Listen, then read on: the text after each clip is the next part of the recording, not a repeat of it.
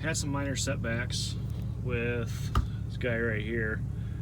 The moment I started playing this, the top plate let loose and then the woofer locked up. So I was not happy with that.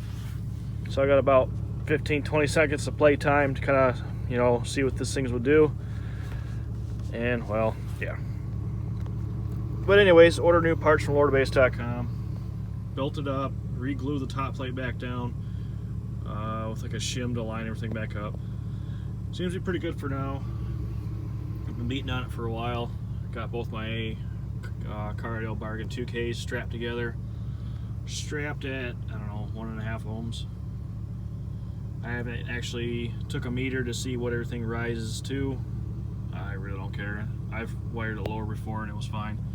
So yeah, 318s. Back here. Just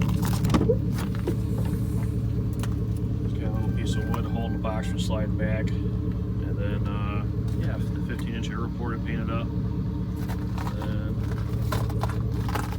this is the original one I built maybe like a year and a half ago. So, pretty happy with these guys. This one's got a little bit of break-in, that one's got a lot of break-in because I just got building that one last night.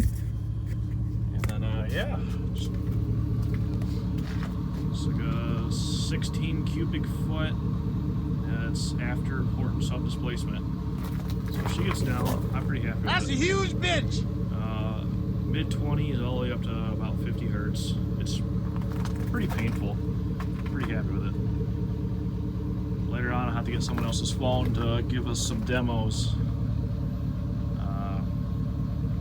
I had to play music off my phone, so it's kind of hard to record and do stuff at the same time. Later. Hello, turkeys. You are some big sons of bitches. Look at you. Come here. See? You're a big turkey. You're a big old fucking bird, aren't you? What are you doing?